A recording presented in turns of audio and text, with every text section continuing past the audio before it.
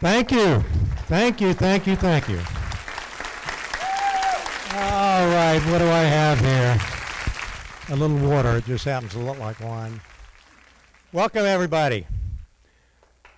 I want to dedicate this to my dear friend, Gary Broom, who introduced me a number of years ago to ForKids. My story today is very dear to me. It is about a wonderful woman that shaped my life in a big way. Very, very, very important to me. And she was a dear friend. She took me under her wing and showed me so many important life lessons. Well, this woman's name was Ann Wood. Ann passed away about 10 years ago at the age of 92. And we became such close friends. I would go to her apartment at Westminster, Canterbury, and I would sit down and I would talk to her about the most interesting things. We'd sit on her couch, and we would, sort of like this couch right here. And I'd sit on one end, and she'd sit on the other end. And we'd talk about friends, we'd talk about family, we'd talk about things that were important to us. And one of the things we talked about was our people.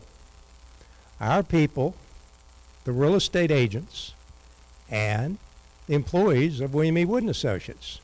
But she didn't refer to them as agents or employees. She talked about our people or her people because they were very dear to her.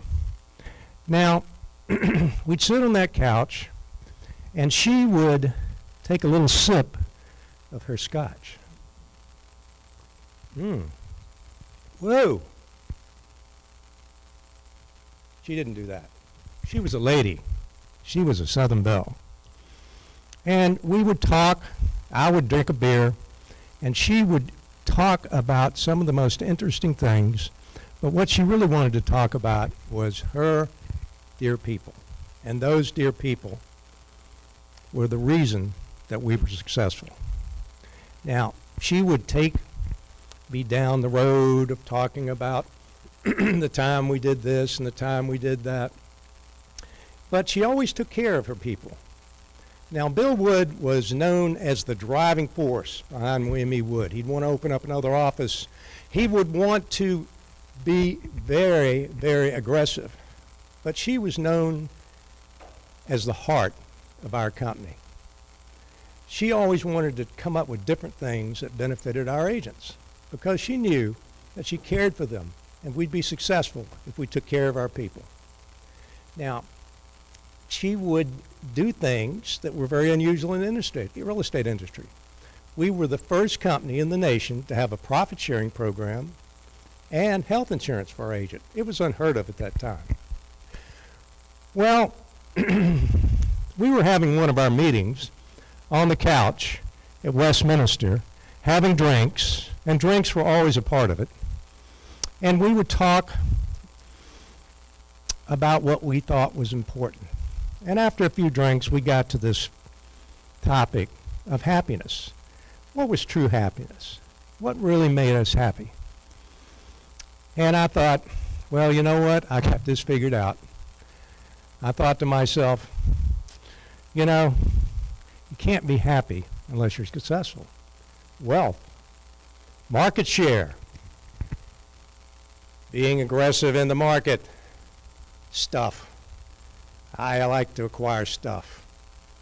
Well, she looked at me with her beautiful blue eyes, and in her deep southern drawl, she said, "Dick, you know, I don't think you have that right. Actually, you have to be successful. You can't be successful unless you're happy." And I said, to myself, I thought it was, you can't be happy unless you're successful. Well, I kind of cocked my head and looked at her strangely, and I thought to myself, I had those things, those wealth. Does that really make me happy? You know, it really didn't. It was family, friends, being with people I cared about, helping people. That was really what made me happy. And, you know what? I told her, you're right. You can't be successful unless you're happy. Well, I had seen the light. So I got our marketing department together, and we talked about how we can get the word out. The patriarch had spoken.